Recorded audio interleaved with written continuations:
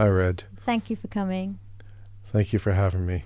My name is Peter Farrington. It's April 24th, 2025. And welcome back. Yeah, hey, Red. Glad to be back, really. Thank you so much for doing this again. I really appreciate it. Talking of appreciation, which seems to be the theme of my week, we're talking about the next painting that you did. Is that correct? Yes. After the rock garden. Yes. Okay. So I'll let you continue and explain what this painting is about behind you. I'll give you a little bit of background on it. So when the rock garden painting was done and Duckham Portraits of Discovery happened, which would have been in 2011, I put away my brushes for 2 years. I didn't paint, maybe even 2.5 years. I got a camera instead. I started to explore the easy way. I had moved to Doha as well. So it was a bit difficult to try and paint while going back and forth between Doha and Oman on the weekends, because I went to Oman every single weekend. And when I moved back to Oman, there was an artist. His name is Ibrahim Galiani. I met him, and he convinced me to come to his art fusion group where people come together and just paint. They paint by a theme. There's music and meditation at the beginning, and then you just paint randomly. Or not randomly, but you just paint without a particular purpose. You paint to the theme and to the music, and you don't fall in love with your painting. As soon as you start to become attracted to it, he says, paint over it. He said attachment is one of the challenges. And spin your canvas a lot. So every maybe 15, 20 minutes, I would turn it by 90 degrees, sometimes 180 degrees, because I was painting horizontal or vertically at this time. And then I just was painting. It took him a long time to talk me into going, because I said, look, I don't paint. I'm not an artist. And he said, no, yes, you do. Please come and join. So thanks to him, thanks to the approach that he showed me, I started to explore and realize that painting is not so much a precise kind of engineering kind of exercise. It's more creative. There's got to be a flow with it. And I was learning how to paint with the flow with this. And actually the painting behind me is the first one that I did.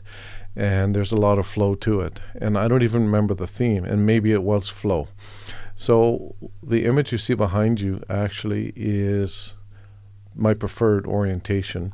And I had already spoken to you about this magic moment with this mystical woman that I saw in Oman that really triggered things for me to start painting in the first place.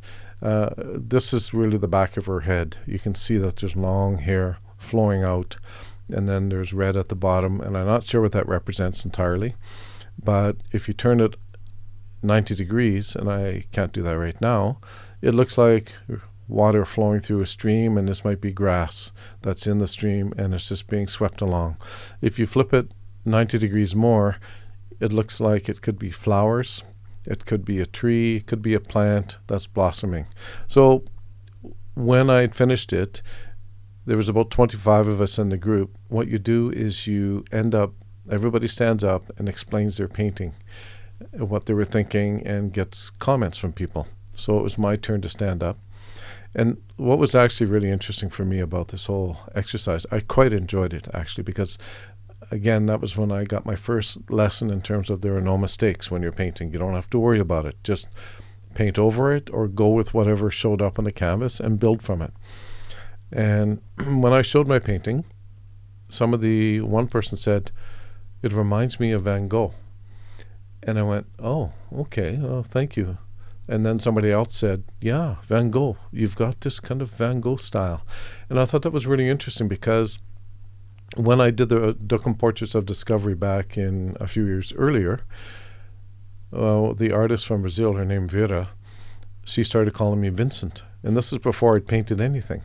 And I said, what do you mean Vincent? Why do you keep calling me Vincent? And she said, Van Gogh. And I went, oh, okay. And I, of course, had heard of him, but I didn't know that much about him. So, I looked up and got some information about him. But this is the beginning of me starting to understand, and it even started when I did my first painting ever on paper, this feeling like it wasn't me doing the painting, like there was somebody else doing it with me. I had that distinct impression when I was painting. And it seemed like others seemed to notice this as well.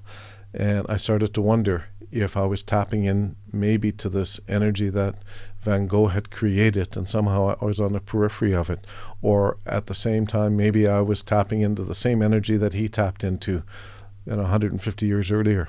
It was really, really interesting. It planted the seed for me, and this notion of Van Gogh kept showing up. It keeps showing up, actually. And even when Fusion Arts was advertised in the paper, there was an article about it in the paper, and I just happened to be in the photograph. Ironically, or interestingly enough, I had just had surgery on my forehead somewhere, and I had a bandage across here. So when they took the photo and posted it in the paper, it was just me. It wasn't my ear, it was my forehead, like Harry Potter maybe. And there I was in the painting, or in the photograph, with this bandage across my forehead. And above that, they had a sub-article. They were just advertising it for the interior pages, and it was about Van Gogh. And I thought, that's so interesting. So he just keeps showing up. So for me, this painting is magical for a number of reasons. It really got me going. I got really nice comments and unexpected ones on it, and it was very encouraging, and I like the approach and the style about allowing a free flow of energy to go through you. And this feeling that I already had, that somehow these notions, these ideas, these feelings were just me channeling information and messages from somewhere else, and I was the instrument by which this information or these messages were going to be presented. Right away I started to have this feeling, and I really enjoyed this, and it continues to today. So how long did it take to do this painting? I did 2 paintings that day. This is the first one that I did. I think we started around 9 o'clock in the morning, and we would break for lunch at noon, so 3 hours. Wow, okay. And were you thinking about anything in particular when you painted this, or it was literally like free flow, or like, was it after you thought about her, or did you do the painting and then it sort of popped into your head later? I was very conscious of her when I was doing this painting. I was conscious of nature when I was doing this painting. I was feeling a flow, and I wanted that flow to somehow show up in the painting as well. So there was a number of things I recall feeling and thinking about, and they, to me, showed up very nicely. And this is what I love about having conversations about the paintings that I've done, and other people's paintings as well, because they're not like still, they're like a movie. And so when you come back and rewatch it or re-examine the painting in different times, like here we are 12 years later, and the film has continued. How long has it been since you've known each other? 17 years. Wow. Yeah. That was really, again, I think about it, and pops up into my head frequently, actually. It was a mind-blowing experience. It would just rip me open in a really beautiful way, but it was completely something unexpected, something I couldn't prepare for. And fortunately, because being in Oman's got this own ebb and flow, so it's very patient. It waits patiently for you, or for me in this particular instance, to start to get an understanding of what was being communicated to me and to respond. And it's been, since then, an unfolding process to do that. It's really so many things when I think about the circumstances that brought me from Canada to Oman. It was like I was guided there, like I was clearly part of the reason for me to be alive was to do what I'm doing right now. And I had to shift. I had to move out of where I was. And here I am now. And it's been a remarkable journey for me. I feel really blessed. And the people that I meet along this journey have been so helpful. Maybe some of them not intending to be, but in the end, I learn lessons from them. And it really helps me to become more resilient, to start to believe in myself and not to worry about what other people think, which for the most part I don't anyway, to be quite honest. But overall, it's really helped to shape me into becoming somebody that paints for myself. I love that, because a lot of people, they paint for others or to try and get some kind of recognition, which was going to lead me to my next question. Do you feel like you have a style in painting, and do you feel like your style has changed since this particular one? I don't really think about style that much. other people tell me that they can always tell if it's my painting. And it doesn't matter if it's a painting from 2013 like this one, or if it's from 2025 that I might have painted last week. They can always tell it's mine. And I'm not exactly sure what they're seeing, but there is something consistent in my approach to painting. Has it evolved? A lot. I do a lot of experimenting. I never have a particular plan in mind when I'm about to start a painting. It's purely when the feeling is there, I just start to paint. And so I don't know exactly what's going to show up. I don't know what is going to influence me. So it's these external, let's say, feelings or that originate externally that I somehow feel inside of me. That guides my style a lot. So my style, my approach to painting, which is now horizontal, it used to be like traditional with the vertical canvas. It's still fairly consistent, I would say, in terms of my intention. My intention is to paint a certain way. And when the feeling is finished, then I know the painting is finished. Oh, and wow. I've had people over 10-year period at least say Van Gogh a lot. Then people started to say Monet. Then people started to say other famous painters from that era or a little bit after. So somehow my style is reflective of that time of Impressionism and that era. So it seems to be that is, if I can define a style, I would say that would probably define it. And for that, it's nature, a lot, spirit, a lot, people to some extent, and Impressionism, abstract, not painting what's on the surface, but painting what's beneath the surface, or even what's not materialized. Yeah. So this painting, you did it in a class, so you were just with a brush, right? Yes. Other paintings that I've seen of yours, when you changed your positioning of how you paint on the table, you do a lot of pouring. What led you to start using different mediums in your artwork? I think I could even explain that a little bit from this very first painting, because I didn't have any particular plan. And I noticed when I was painting that certain things would happen, and I would be surprised, and in most cases pleased, and I would begin to wonder, how did I do that? What happened here? And then it became, what would happen if? And so then I started to think about combining media and see what happened. And I became very aware quite quickly, and especially once I decided the paint has to do half the work, that let me put it together and let's make it dynamic and let's see what the paint decides to show me. So I let the paint guide me. I see the patterns that show up. And if I want it to be dynamic, if I want it to be a lot of energy in there, I mix my media. And how I mix it, I don't really have a recipe. It's just basically, it feels like experimentation and fun. So sometimes I'll put a lot of water on it, and then I'll put some, let's say, glass paint on top of the water. Other times it's the other way around. Or I'll have very liquidy acrylic, which almost looks like watercolor, and I'll have some glass paint on another part that's very liquidy as well, because I've added water, and I allow the two to meet. And so when the two meet, I look to see what patterns start to show up. And it's magical to watch. I filmed a few of them, and it was incredible. I don't have them anymore, but it was really, really fun to watch. It was like unfolding of the universe in a way, just the way that things were shifting and evolving. And then when I would wake up, if I leave the painting and get up next morning, I was always curious to see what happened over the night. And so it's really a lot of fun to do it that way. Sometimes you leave the paintings and they change during the night? For sure. Wow, that's so fun. Yeah. I know almost always they get darker. And so this I learned quickly. And then I also noticed, because when I mix the acrylic and water-based paints with the glass-based and ceramic-based paints, the ceramic usually ends up being in tight little knots and ropes that go across the painting. Not always, depends how I do it. And so I'm always interested to see what kind of textures show up on the canvas the next day. And I look at the patterns, and then either the painting is finished or I go, okay, I think this is next. Wow. And because it's this process, I'm not afraid to experiment, because I like what shows up.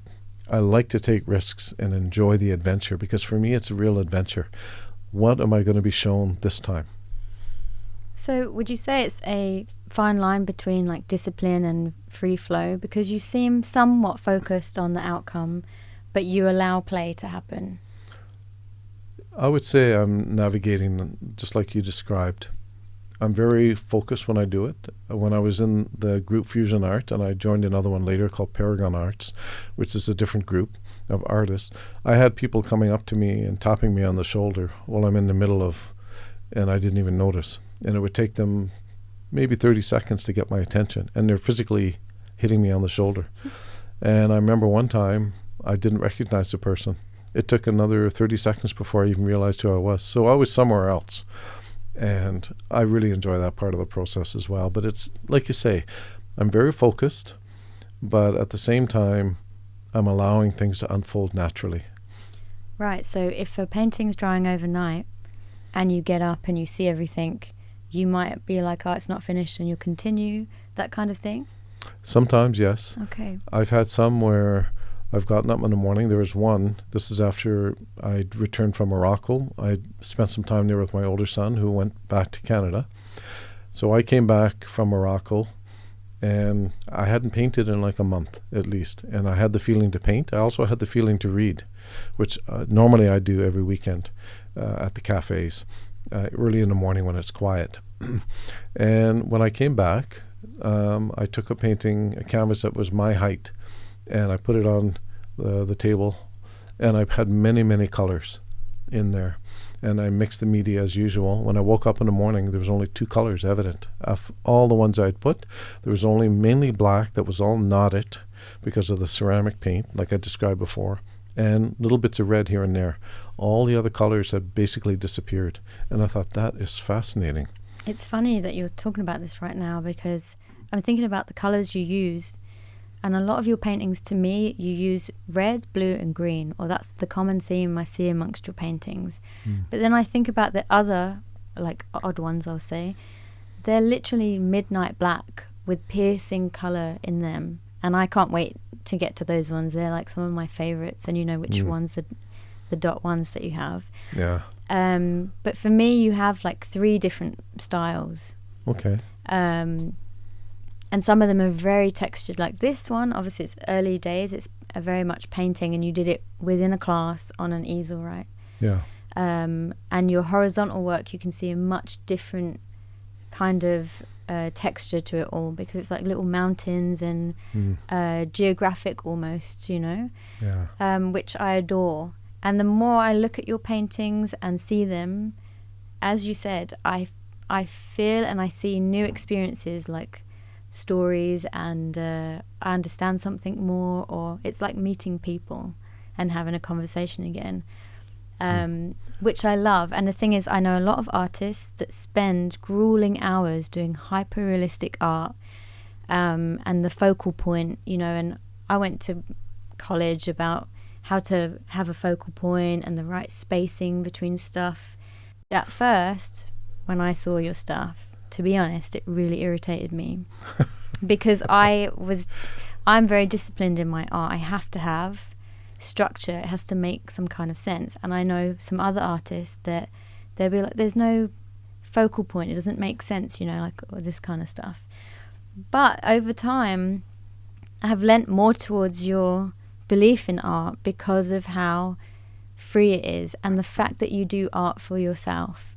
It has given me a little bit more courage to explore that side, and I still haven't found my point, but I'm hoping by the end of these interviews with you, I would have produced a piece of art that I would have enjoyed and have not slaved over, because that's what I do with my art, you know. I have not enjoyed painting, and it's what I want to teach, it's where I want to go.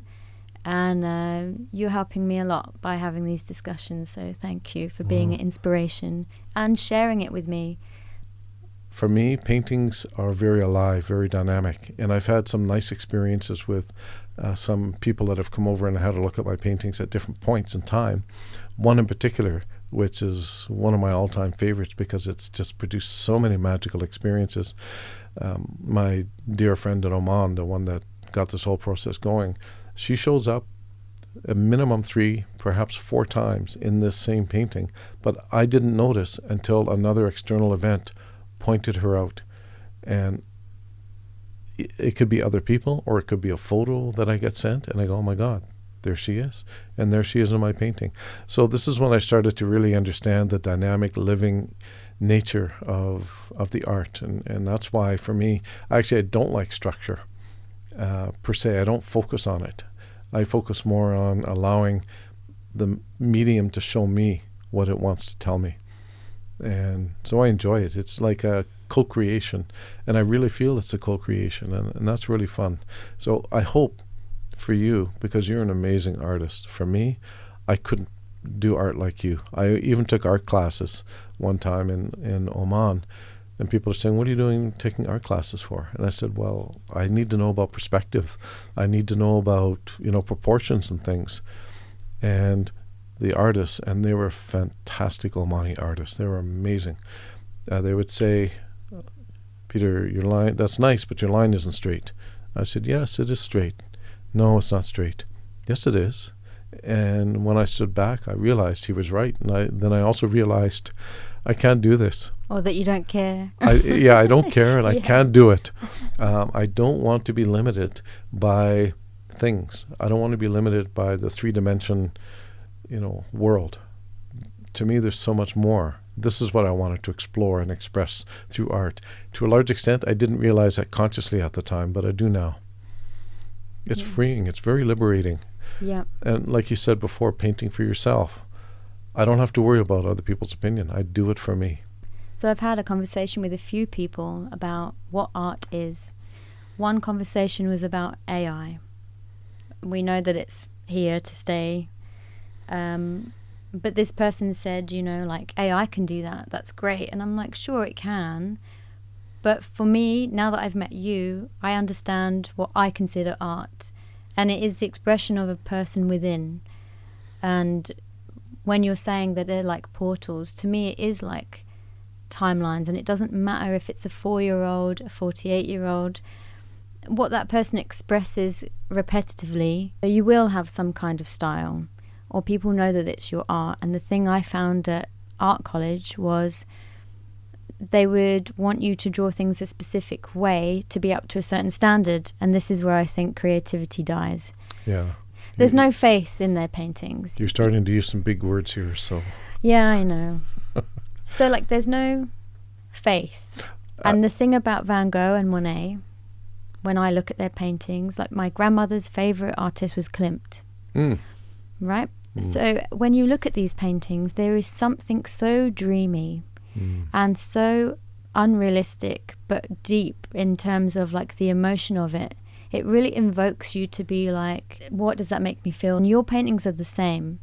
They're not, I don't want you to be Monet, Go or Klimt. I love that you are Peter. And I really enjoy all your paintings. And I'm going to share all of them. And I hope this encapsulates your entire diary of Peter's paintings.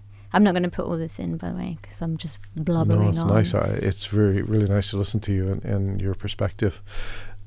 Because for me, painting is it's an expression of the soul. It's not an expression, and we're only just a fraction of who we truly are. And if one can allow your soul to express fully in the way that I'm trying to do, or what appears to be happening on canvas, this makes me really happy, because it feels like there's an alignment between me in a human form here, my soul, and what's going on the earth, especially with nature.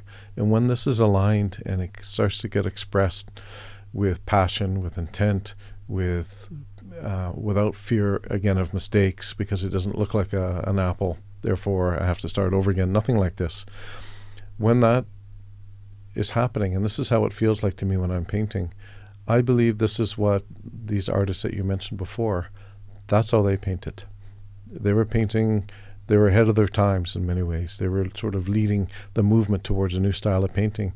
And in many cases, they weren't successful in their own lifetime, but their names live on because they were ahead of their time. And this is what I think, if you start to go to an art school, you're starting to follow a practice that's already well known. It's not, you become more, and I don't mean to be critical in this way at all, more of an artisan, more of a technically proficient painter. But who are you? Where are you within that? And I have met some artists. When I was doing this public art exhibition or public painting at a mall, there was like 30 of us there for UAE Day, National Day. And after we had finished doing our art, we were sitting there together, and she said, I've been painting for 25 years. I've learned how to paint like the painters you just mentioned. I know their styles. I can paint like Picasso. And she said, now I'm starting, I feel, to develop my own style. And I thought, thank God I didn't go to art school. I just couldn't imagine having these kind of chains on me, because I think each of us is here as an individual, like our fingerprints.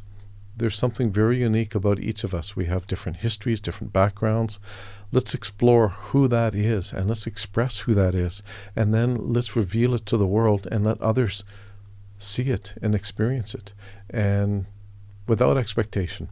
Just do it joyfully, and then things start to happen. Things start to line up. Like some of my paintings, I've had an experience, and I don't know why, I feel like a few days later about painting, and the painting lines up very nicely with whatever I experienced. And then it lines up with something that's about to happen as well. So this is when I know that I'm in some kind of flow. And this is when I start to realize something about time and space. It's really like opening up a door to a whole new world, and to the world, really, that we don't mostly see. Have you ever thrown away a painting?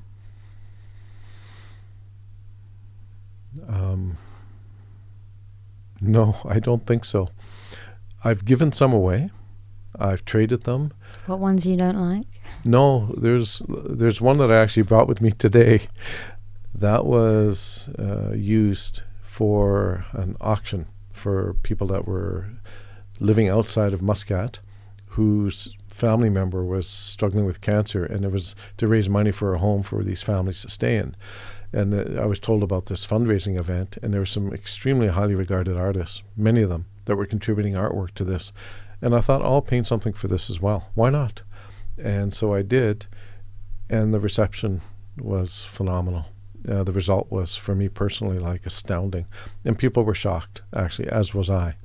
And because it ended up being the highest bid painting of all the ones that were submitted. Can this be the next painting we see? It could be, sure.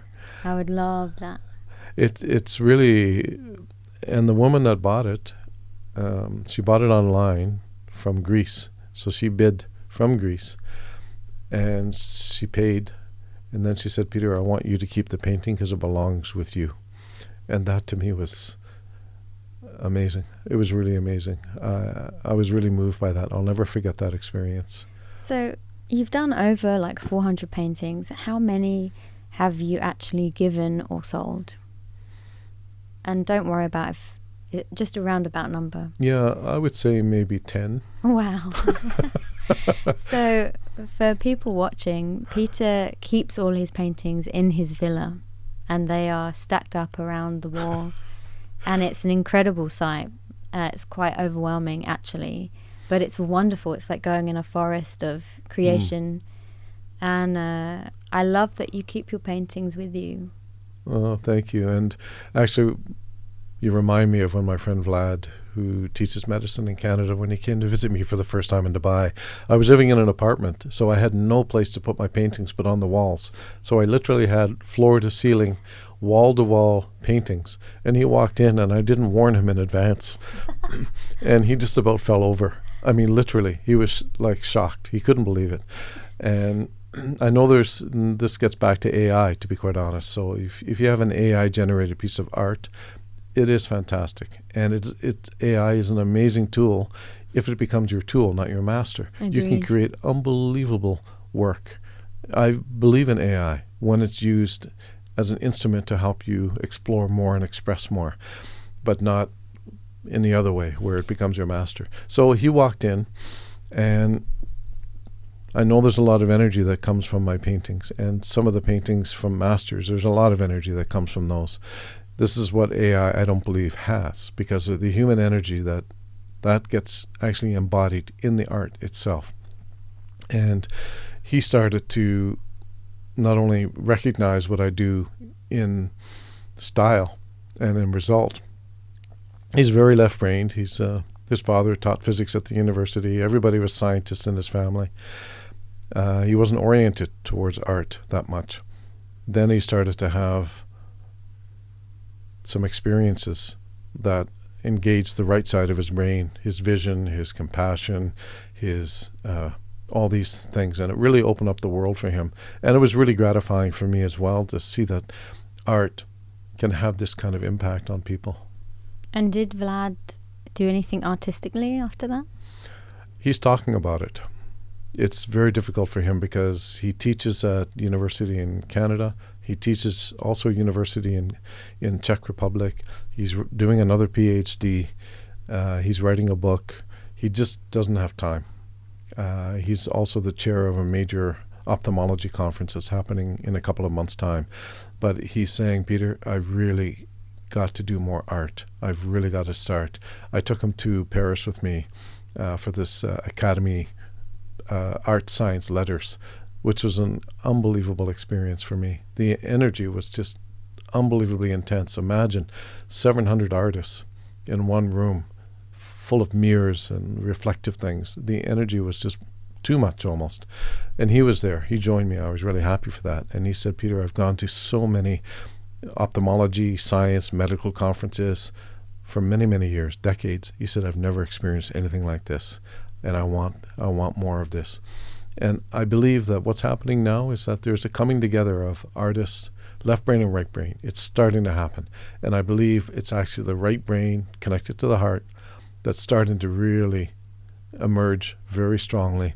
And then soon, what should be our master, which is our heart and our feelings and our soul, is becoming that. And the left part of the brain, the how to do it, the what to do, the standards, the goals, that's going to follow, which is what I believe it should be. And this is what's happening. It's really fun. It's a never-ending story. Have you ever taught anybody art or how to paint? I was asked one time, I participated in an exhibition about 5 years ago, maybe a little bit longer, and the curator for that, Justin Jackson, said, Peter, would you like or be interested to do an art class, just show people what you do? I said, yeah, why not? So I did once, and they really enjoyed it, but it was very difficult because there are no rules when you paint. You put the paint canvas horizontally, and there's all the colors, all the paints. We did a group one together so that they could understand the practice a little bit, and then they just tried painting, and it was really fun to watch them do it. It's very, very different approach to painting, and I think it was successful. I haven't done it since. It's more like not even teaching art. It's more like somehow finding a different way to express what's deep inside of you and the fuller you, whatever's happening within you. This is an opportunity to reveal that. Again, going back to the notion of portal or gateway. So it's a very meditative process. You end up getting, at least I do, I disappear. I'm not often aware of what's going on around me when I do it. And I really like that as well. It's almost like an out-of-body experience when I'm painting. So when you paint, is it like hours, or do you spend like an entire day? It depends. It depends on the type of message that I think I need to communicate. It depends on my own state of energy. So some paintings I can do in an hour, and they'll be very profound in terms of their meaning. Other paintings will take days, and they can be equally as profound. There are other paintings that I do on small canvas that just leftover paint, let me use it up. And so I'm just playing. And some of the messages that come from that are the most dramatic. So time is really, to be honest, not really that relevant. It's not relevant, yeah. Yeah. Okay. So you said just a moment ago that depending on the message you think you need to get out, so there is some kind of intention behind it, but while the painting's happening, you're free-flowing. So you're just letting the message come through, or Yes. or you does it match the feeling that you had? It's all the same. The feeling is matched with the message. I don't know what the message is, ultimately. You feel it coming on. But I know that there's something coming, but I don't know what it is. Wow. And I just follow it. So I'll give you one example. It was just in certain times of the year, like very spiritually powerful times of the year, like Ramadan, like Eid, for example. Often amazing things happen to me around that time because the spiritual energy is very strong and I can feel it. And one time I was waiting for the feeling to start. I thought, oh my God, it's Ramadan. I'm in Oman. I'm just waiting for the feeling. Nothing happening. Oh, okay. So I just waited. And about a day before Eid started, the feeling arrived. And I took out a huge canvas, the one that would barely fit in my car. And I started to paint horizontally. And I was maybe one day into it, so there's quite a bit of detail. I was wondering about it. Is this the sea or is this the desert? I'm not sure. And as I looked, I noticed that letters that's shown up that said SEA. And I went, oh, that's interesting. Because, again, it's just pooling, and then as it dries, forms show up, and that's what showed up. And I went, okay, it's the sea. A friend of mine from Greece sent me a WhatsApp and said, what are you up to? And I told her I'm painting. She goes, well, show me. And I said, well, I'm not done yet. That's okay, just show me. So I sent it to her, and she just wrote back, oh my God. I said, what? And she said, be right back. She sent me a photo of what she was looking at from her family cottage looking over the Aegean Sea. It was identical to what I was painting. And she was shocked, and so was I. And she even came to Oman when I was living there with a video showing the scene. I had actually planned to put up like I'm sitting on a porch and have a post there, but I was too lazy. I decided not to. And that's something else I like. You can change your mind. So she's showing me the video of the scene that she was so excited about, and even the bushes, the shrubs were the same. It was extraordinary. And as she's doing the scan, there's the pillar. There's the post I was going to paint. That's awesome. It was amazing. It was like some kind of remote viewing that was happening. But it's because she was consciously thinking of me. And somehow her thoughts of me, however it was working, were reaching me. And that was what I was communicating on the canvas that time. It was from her. So this happens a lot. And it's, for me, again, a blessing. It's really remarkable because it's showing me just how we're connected to each other. We're not these separate beings, with ego that are trying to survive on our own. We are so much connected. The energy that does is very, very subtle but powerful. It never breaks. And at certain points, like when I'm painting, when I've kind of released any kind of attachment to anything that's going on, somebody can come right in and send me a message, and that's what shows up on canvas. It's really an amazing process, and it's accessible, in my view, to everybody. So and it's happening all the time. When you are explaining this to me about how you get the messages, was it something you always knew or something you discovered as you painted? It became clearer to me as I was painting what was going on. But when I started to notice this while I was painting, I started to think back in earlier times in my life. And I thought, this kind of thing has been happening all my life, actually. I just wasn't consciously aware of it. And actually, it was around in 2007 before I moved to this part of the world, almost spontaneously. I ran out of the office one day because I had this incredible experience where somebody's card I was holding, and I hadn't communicated with this person in 6 months. She wrote to me and sent me a message as I'm holding onto her card. And I'm going, wow, this is like crazy. And I went running out of the office, and my colleague looked at me and she goes, so what? And the reason why she was saying that is because we see this all the time happening to you, Peter. I was just going to say as well, like, it happens to other people, but they're not so tapped in as you are. So it happens more frequently to you. And I always enjoy the stories of you telling me the synchronicities that have happened to you throughout that. Just one day is really fun. This is when I started to wake up, really. And it had been happening. And then I started to think about times I would think I was making a spontaneous decision on my own. Like I was hitchhiking to join a friend in Whitehorse, which is the capital of the Yukon Territory in Canada, so northern Canada. I was actually reached this place called Grand Prairie. I was at the crossroads. If I go to the left, the sign said, you're going to Whitehorse. And that was my intention. I looked at the sign saying going to Yellowknife, and I decided to go to Yellowknife on the moment, like that. And I had an amazing experience going to Yellowknife. It was fantastic, really.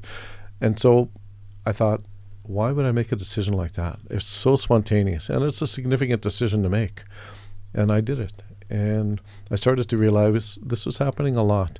And it's true, it happens with other people too a lot. And I think we're going to see more and more of this now. AI, in a way, can help accelerate this process.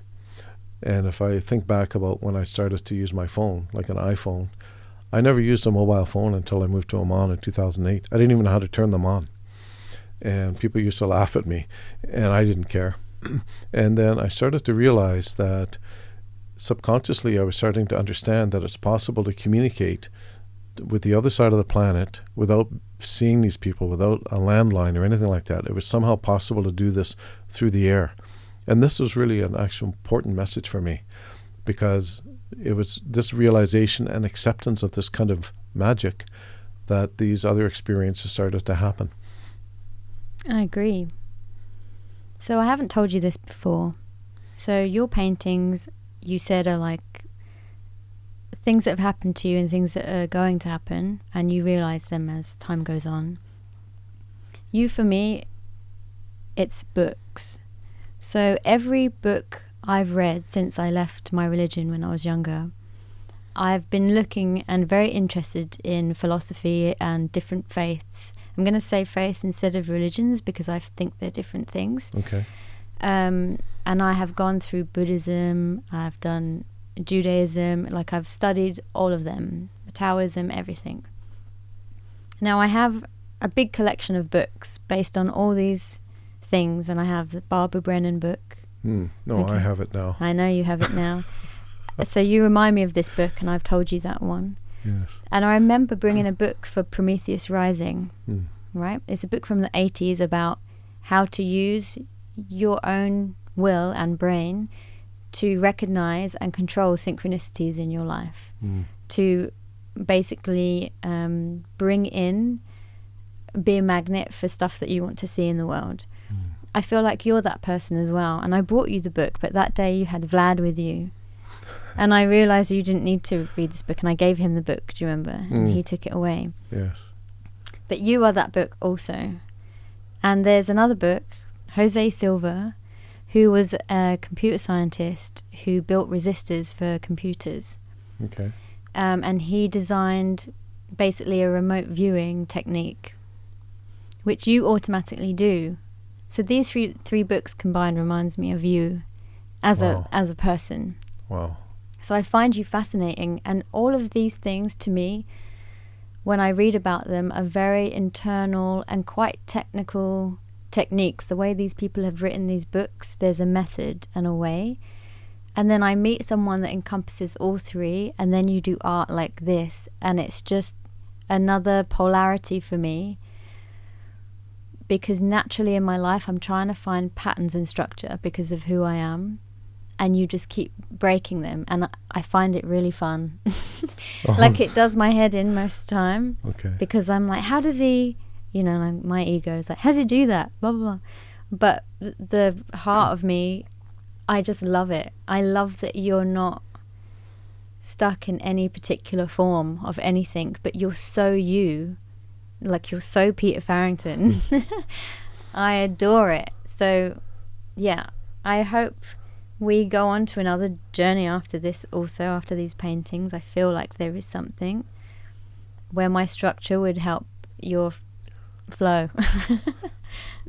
Well, thank you so much. Really, I love your description, and very important that I met you, 5 years ago, something like this? 3. I can't remember. You remember? I'm not good for dates, but really it was very important that you walked and stepped into my life, because I read a lot, yes. I don't read as much as you do, and I don't retain nearly what you retain. You've got a good memory. I don't. But often what I find is that I end up reading about things that I've already experienced. And it's like a validation for me. And I really like that. And you seem to bring me the books that actually help to explain what's going on in my life. I don't read the book and go out and seek it. And I think this is probably the biggest challenge that most people face, is that they go out searching for something. And there's this notion of push-pull. So Vlad told me this one, and I really liked it. I've heard it before, but he brought it to my attention at the right time. So it's like push, like when you're sawing with somebody else, a log. So you have one person that just guides. That's the pusher. The puller is the one doing most of the work. And then it goes back the other way, and the person pulling does most of the work. Because if a person pushes too hard, it binds. And so what I understood from that really nicely from Vlad was, if you work too hard to try and attempt to get something, if you're pushing too much, you'll never get it. You keep pushing it away. It binds. It affects your energy. It's more about drawing these things into you. So you don't need to read anymore. This is what some of my friends told me as well. They said, Peter, you don't need to read any more books. You already know all of this. And so what happens is, just be open, and it starts to come to me. And it would be the same for you. I mean, you've got incredible intuition. You've got abilities that I just couldn't imagine having. And really? Yeah, a lot, like the way you speak English. But so I'll give you an example. When I was taking this one course, and it was a spiritual course, and this one woman was complaining. We were in these little working groups, and she said, I've heard that if a white feather shows up unexpectedly in an odd location, that it means you've been visited by an angel. And I've been waiting for literally 3 years for this painting, or for this feather, and it's not showing up. What am I doing wrong? And I thought, what you're doing wrong is this expectation.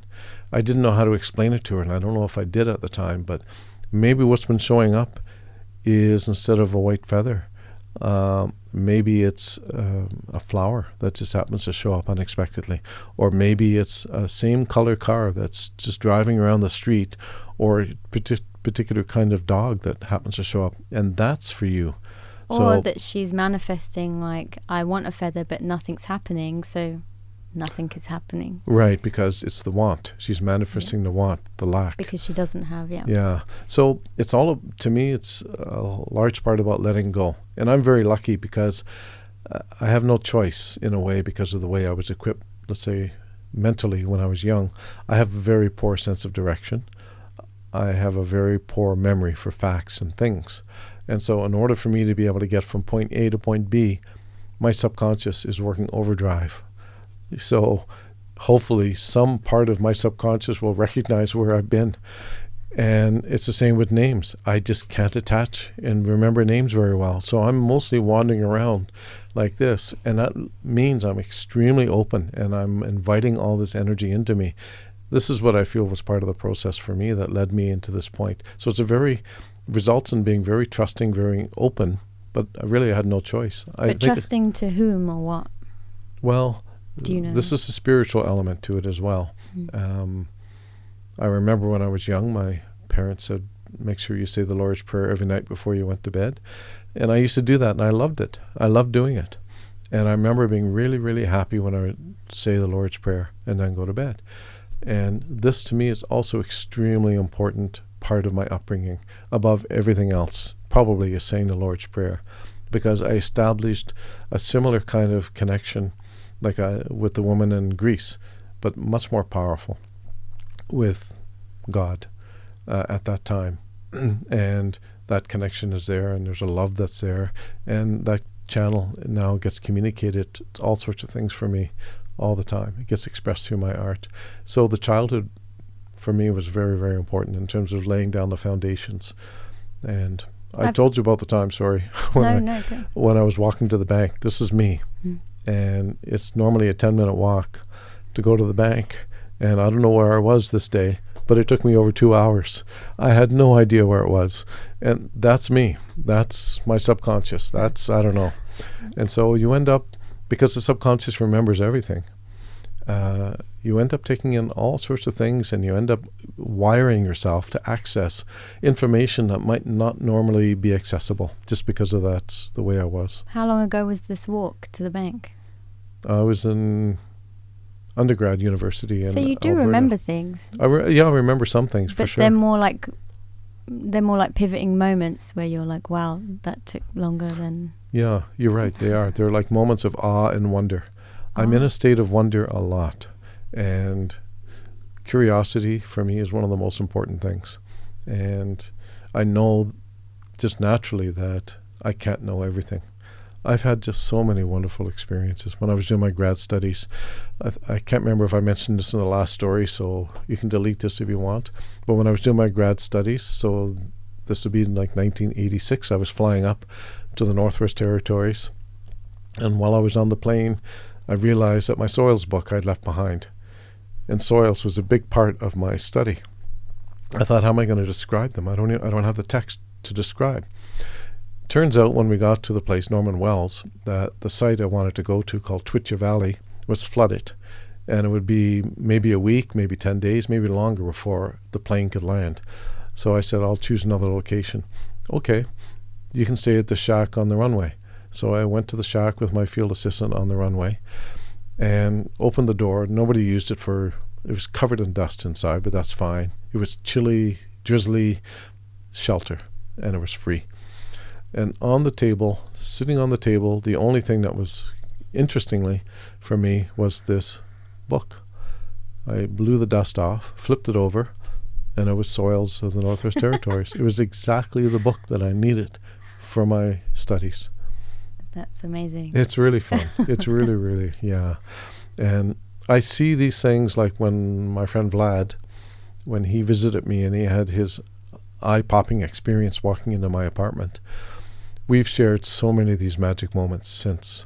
So he does have these moments. He does. He just hadn't recalled them or thought about it? Yes, and he has them a lot with me.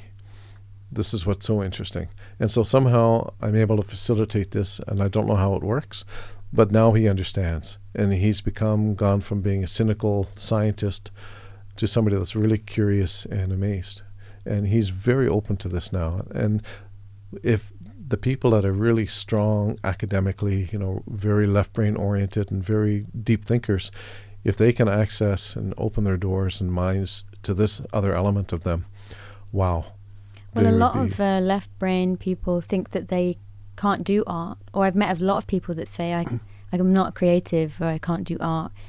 Like we had the conversation with that lovely Korean lady, and she was like, I don't know what my art was. Yeah. But it was cooking, which is an incredible art. It's like one of the best for me personally, because it connects people through travel and culture and their stomachs. It's very... and taste buds. Yeah, it's very grounding, to have food as your artistry. I mean, it's about creativity and creation. Yeah, you have to have a certain mind about it, and it has to be creative. So you have to be willing to take risks. I would love to help people find their creative avenue. With yours, it's definitely painting, and you've always been passionate about painting, right? Or have you ever wanted to do pottery or... I tried pottery. This was in high school, an art class. And most of the bits of ceramic ended up on the ceiling or above the head of the art teacher. What about carpentry?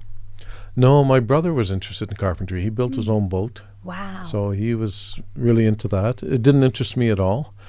It felt too rigid. What about knitting? Sorry? Knitting. Knitting? No. Yeah, there's a few rock stars that have taken up knitting. Okay. Well, are they male or female? Male. Oh, male. Okay.